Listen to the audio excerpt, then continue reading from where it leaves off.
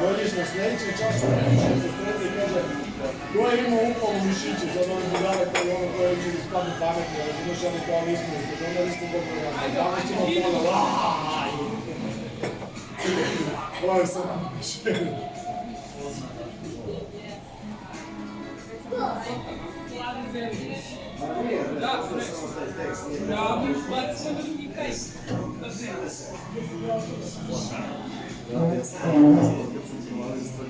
Ajde bilo